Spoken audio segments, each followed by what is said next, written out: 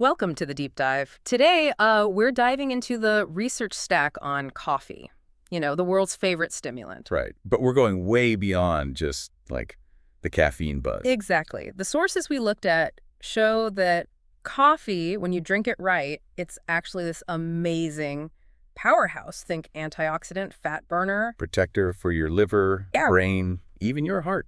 Pretty impressive stuff. So our mission here is to really unpack that. Move past just, I need coffee, and get into the specifics from the research, the timing, how you make it, what's actually in it. Yeah, figuring out how to make it work for you, make it an ally rather than just, something you depend on. And let's kick off with the big one, a real head scratcher from the sources. Okay. How can coffee, which raises blood pressure, right? Vasoconstriction. Mm-hmm. Narrows the blood vessels. How can that also be protective for your heart long term? It seems like a total contradiction. It absolutely does on the surface. Yeah. And understanding that starts with the main active ingredient, Mhm. caffeine. Oh. Its primary job is stimulant. And it works because it looks a lot like another molecule, adenosine. Adenosine, that's Yeah. the stuff that builds up and makes you feel sleepy. Exactly. It's like a metabolic byproduct. When it docks onto its receptors in the brain, it signals time to slow down, drowsiness. So caffeine basically elbows adenosine out of the way, blocks those receptors. Pretty much. It stops the slow down message from getting through, hence that feeling of waking up. But adenosine does more than just signal sleepiness, doesn't it? It affects blood vessels, too. Correct. In your blood vessels, adenosine usually signals them to relax, to widen. That's vasodilation. Okay. But when caffeine blocks adenosine's action there, the vessels don't get the relax signal. So the net effect is they tighten up, contract. Vasoconstriction. That's it. And that increases the tone, bumps up your arterial blood pressure. And that's basically why doctors used to say, if you have high blood pressure, maybe lay off the coffee. That was the standard advice for years. Mm-hmm. But the current science, the stuff we've been looking at, it flips that completely. Right. It shows coffee is actually protective. Overwhelmingly so, yeah. Yeah. Studies are linking it to lower risk of heart attack, less cardiovascular death overall, even protection against arrhythmias, which is surprising. Okay, but there has to be a catch, right? How do you square the blood pressure rise with the protection? The catch is timing. This is the absolute critical rule that comes through again and again Got in it. the sources. Timing. Okay, tell us about that. This feels important. These protective effects, they seem to depend entirely on drinking coffee only in the morning, first half of the day, Only in the morning. Why? because it syncs up that stimulant, that vasoconstrictor effect, with your body's own natural hormonal rhythm. Ah, so you're working with your body's natural go time. Exactly. Think about our ancestors. Right. Mornings were for high alert, facing dangers, getting things done. Your body is kind of primed for that activation early on. It expects it, it can handle it. So if you have coffee later, say afternoon or evening, You're pushing against the tide. Your body's trying to wind down, find balance, relax, and you're hitting it with a stimulant. You're disrupting that natural circadian flow towards calm. and that disruption, that's what the research suggests might cause the problems, the cardiovascular alterations. That seems to be the connection. You're basically forcing the on switch when the system is trying to power down. So, yeah, it's a fundamental rule. Coffee is a morning-only tool for these benefits. Okay, morning only. Got it. Let's shift from the heart to the head then, because the sources also talk a lot about brain health, not just alertness, but actual long-term protection. Yeah, it's not just a temporary boost. There's evidence for genuine neuroprotective effects. How does that work? Is it still just caffeine? Caffeine is key, yeah. Sure. It seemed to work through a couple of pathways. The first one involves BDNF. Brain-derived neurotrophic factor. Sounds important. It is. Think of it like fertilizer for your brain cells. Caffeine stimulates its production and release. And what does BDNF do? It encourages new nerve cells to grow, helps form new connections, new synapses, and that directly supports learning and memory. It's like cognitive maintenance. Okay, so that's boosting function. What about protecting against, the serious stuff, neurodegenerative diseases? Right, that's the second pathway. And this involves an enzyme called NMNAT2. NMNAT2. Caffeine activates this enzyme. And NMNAT2's job is crucial. It prevents a specific protein, the tau protein, from misfolding. Ah, the tau protein. I've heard of that. When it folds wrong, it causes tangles and problems in diseases like Alzheimer's, right? Exactly. Alzheimer's, Parkinson's, even ALS. Those misfolded tau proteins form clumps that damage and eventually kill neurons. So by activating NMNAT2, caffeine helps keep the tau protein properly shaped and functioning. Precisely. It's helping protect the neurons from that kind of damage accumulating over time. So it's not just focus now, it's potentially fighting off degeneration later. That is pretty amazing, actually. But okay, powerful stuff often has a downside. Let's talk tolerance, addiction. Yeah, the B side, definitely. Tolerance is needing more and more for the same kick. 3 cups instead of 1 just to feel normal. Right. And then there's physical addiction. Skip your coffee and you get withdrawal symptoms. The headaches, feeling lousy, maybe anxious. Those are classic signs. And you're much more likely to run into this if you're drinking, more than a couple of cups a day, or definitely if you're drinking it later in the day, breaking that morning rule. So how do you get out of that cycle if you're stuck? The sources had a kind of interesting, simple tip. Yeah, the best prevention is sticking to that 1 or 2 cups, morning only. But if you are feeling withdrawal, that headache kicks in, the advice is to take just a sip. Just a sip, not a whole cup. Just a tiny bit. Often that small amount is enough to knock out the worst of the malaise, the headache, without fully restarting the habit. It helps break the cycle gently. That's a really practical piece of advice. And quickly, before we move on pregnancy, the sources were clear here. Very clear. Caffeine crosses the placenta. Higher intake is linked to lower birth weight. So the advice is definitely low quantities, maybe decaf, or even alternatives like chicory if you want that similar taste. Better safe than sorry. Absolutely. Okay, let's switch gears again. Metabolic health weight, blood sugar, type 2 diabetes. Coffee seems to play a role there too. It does.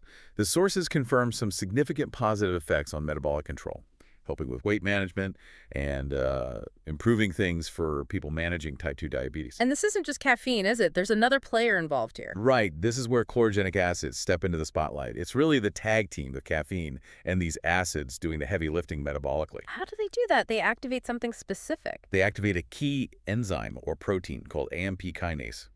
AMPK. AMPK. What does that do? Think of it as like the master metabolic switch for efficiency. When AMPK is activated, it tells your cells to ramp up fat burning, improve how they handle glucose, and generally get better at extracting and using energy. Okay, boosting metabolism. Any caveats there? There is one potential initial thing. Some people might see a temporary small spike in blood sugar or insulin resistance right after drinking coffee. Why is that? It's likely just the body's short-term reaction to the stimulant effect, the sympathetic nervous system kicking in. But, and this is important, the research shows this passes, the long-term effect is improved glucose control and better insulin sensitivity. So stick with it past any initial blip. Great news. But Ugh. there's a huge but coming, isn't there? A rule most of us probably break. Oh, yeah. This one's big. If you want those metabolic benefits from the chlorogenic acids, Yes. you absolutely cannot add milk, and that includes plant-based milks or sugar or artificial sweeteners. Wait, nothing. Not even oat milk. Are you serious? That kills my morning latte. How does adding milk or sugar stop the benefits? It effectively neutralizes them. The proteins and fats in milk, or the sugar, they interfere with how the carogenic acids are absorbed and utilized. They basically block the acids from properly activating that AMPK switch. Wow. So you're just getting caffeine and calories, not the metabolic boost. Pretty much. You turn this potential health tool back into just a regular drink. Black coffee, morning only. That's the formula for the benefits. That is a tough pill to swallow for many, I bet. Okay, black it is. Do these chlorogenic acids do anything else? Gut health? They do, actually. They're partly responsible for coffee's diuretic effect, but more importantly, they make their way down to your large intestine. And what happens there? They get fermented by your gut bacteria, and this process helps produce short-chain fatty acids. One really important one is butyrate. Butyrate. Why is that good? Butyrate is like superfood for your colon cells. It's a major anti-inflammatory down there.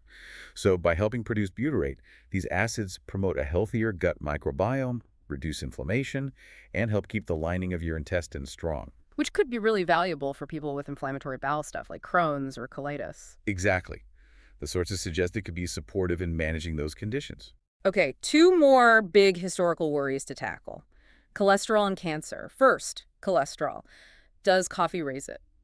The answer is, it depends entirely on how you make it. This is where filtering becomes really important. So filtered versus unfiltered. Yes. Unfiltered coffee, think French press, Turkish, maybe some espressos depending on the machine, can raise your LDL, your bad cholesterol. Why? What's in unfiltered coffee that does that? Compounds called deuterpenes, cafestol is the main one.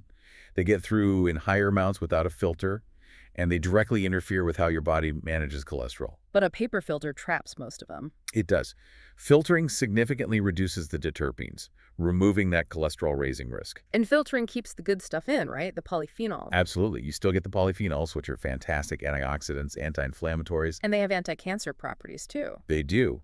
They offer protection for the cardiovascular system, liver, gut, and studies link them to reduced risk for several cancers: colon, liver, prostate, endometrial, even melanoma, skin cancer. Which brings us neatly to the cancer question. Coffee used to be on the potential carcinogen list back in the 90s. What was that about? That was largely down to a chemical called acrylamide. Acrylamide. Isn't that the stuff in burnt toast? Exactly. It forms when you subject foods, especially starchy ones, to really high heat: frying, roasting, baking. And in coffee, it forms during the roasting process. Yes, especially if the beans are roasted at very high temperatures, like a very dark, aggressive roast. Acrylamide can damage DNA, which is the link to cancer risk. But the thinking has changed now. It has. The scientific consensus today is that properly prepared coffee, meaning, crucially, coffee that hasn't been roasted too darkly or harshly, is actually protective. The benefits from the polyphenols and chlorogenic acids far outweigh the minimal acrylamide risk in a mild or medium roast. So again, it comes down to the details. Preparation, roasting. It always does with coffee, it seems. Okay, let's wrap this up with a clear checklist. How do you maximize coffee as a health ally based on everything we've discussed? All right. Rule 1. Quantity and timing. 1 to 2 cups max, and only in the morning. Rule 2. Preparation. Filtered is better than unfiltered to avoid the cholesterol issue. Rule 3. The beans and the roast. Go for natural production if possible. Grind them fresh. And this is key. Choose a mild or soft roast. Avoid those really dark, high-temp roasts to minimize acrylamide. And Rule 4, a modern pitfall. Be cautious with high-pressure capsule machines. Yeah, the extreme heat and pressure might leach unwanted things, like aluminum from the pods, potentially undermining the benefits. Something to be aware of. Okay. And what about the type of bean? Arabica versus Robusta. Good point. Arabica generally has a milder, smoother taste, but it's lower in the active compounds, less caffeine, fewer chlorogenic acids, fewer polyphenols. Whereas Robusta. Robusta is often more bitter, more earthy, but it packs a much bigger punch in terms of those beneficial ingredients, significantly higher concentrations. So the choice there depends on taste preference and how much of those active effects you're actually looking for. Exactly. Sensitivity plays a role too, of course. So pulling it all together for you, the listener, it's clear coffee is way more than just a habit. It's a powerful tool, potentially. A really potent one. But its effects, good or bad, are incredibly sensitive to how and when you consume it. It's all about respecting its chemistry and, crucially, its interaction with your own body's rhythms. That idea of synchronization seems key. It really is the big takeaway, I think.